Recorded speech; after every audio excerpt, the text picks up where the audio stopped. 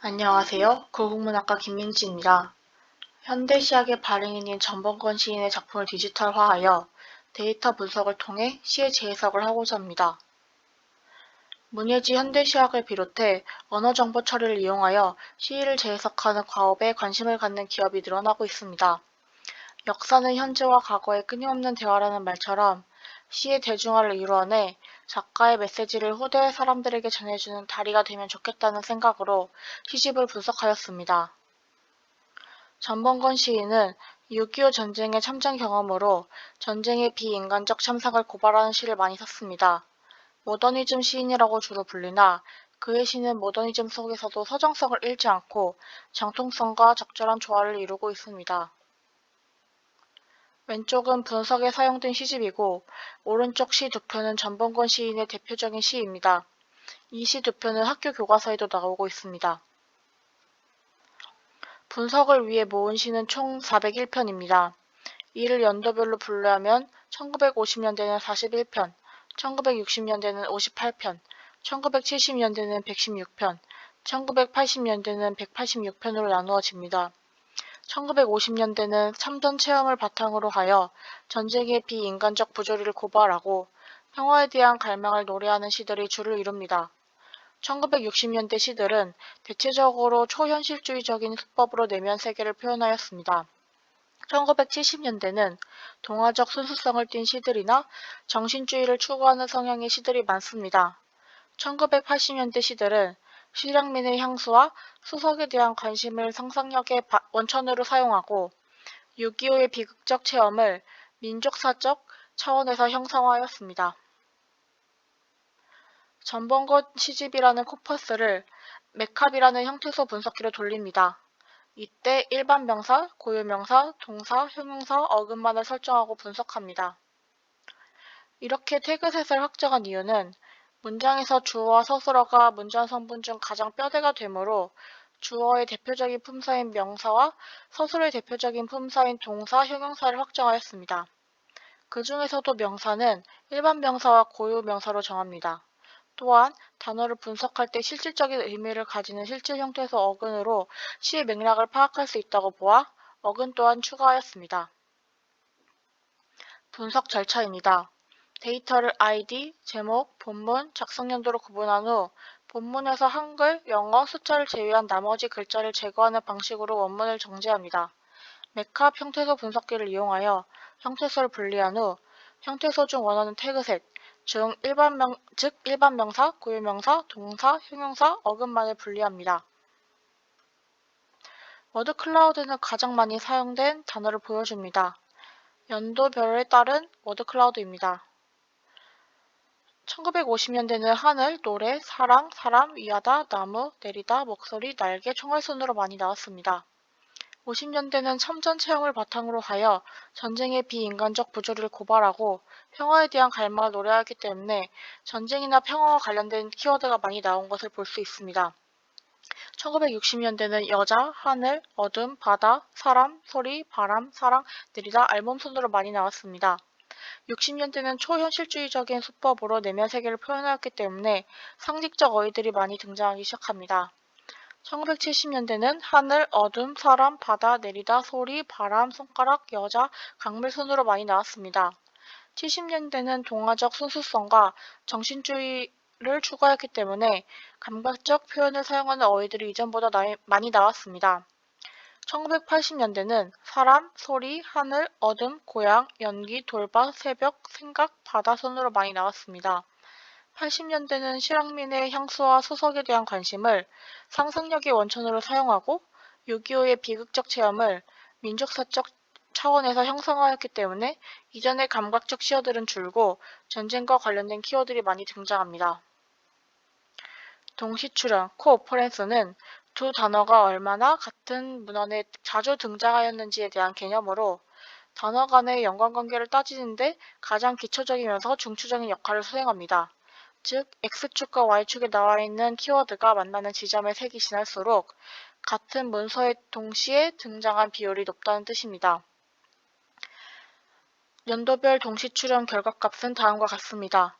50년대에는 바람노래, 총알노래, 노래 위하다, 60년대에는 여자 바다, 어머니 사랑, 여자 하늘, 70년대에는 사람 소리, 어둠 바다, 어둠 햇살, 80년대에는 바다 소리, 사람 생각, 사람 고향이 많이 연계되었습니다. 바람은 생명 에너지를 의미하며 총알은 전쟁의 환유적 표현입니다. 이를 종합하여 보았을 때 1950년대 시는 전쟁과 같은 비극적 상황에서도 평화를 위하여 타자를 위하여 노래할 것이라는 극복 의지를 보여줍니다. 하늘과 바다는 생명 에너지를 의미하며 여자와 어머니는 여성성과 에로스를 의미합니다. 1960년대 시는 에로티시즘의 시적 담론을 통해 죽음의 언어를 사랑의 언어로 치환하였습니다. 또한 여성성은 자아 회복의 의지이며 우리 민족의 생명 회복 의지를 의미합니다.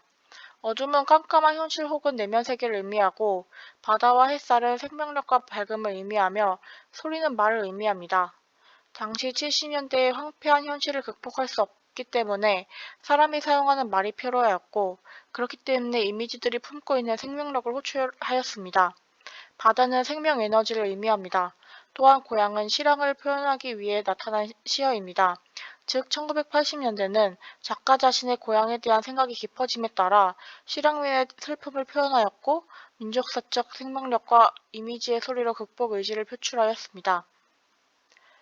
다음은 LDA의 결과입니다. LDA는 분석한 형태소에서 토픽을 추출하는 기법으로 어떤 문서의 특정 단어의 빈도수를 계산하여 해당 주제로 분류하는 것을 의미합니다. 3개의 군집으로 나누었고 그중 군집별로 상위 5개를 꼽아본 것입니다. 이 중에서 의미 있다고 생각되는 키워드만을 골라내어 연도별 해석을 시도하였습니다. 그것이 슬라이드 13, 14입니다. 다음은 슬라이드 13입니다. 1950년대는 노래, 사랑, 나무 키워드를 통해 사랑과 생명축으로 전쟁의 상흔을 극복한 것을 알 수 있습니다. 또한 하늘이라는 키워드는 전후의 불임성에 대응하는 원시적 생명력으로 충만한 세계를 보여주었습니다.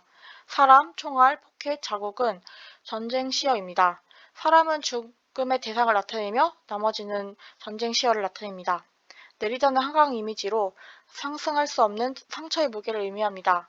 이는 죽음에 대한 공포와 충동을 나타냅니다. 날개는 전쟁의 경험을 극복하기 위한 변신 모티브입니다.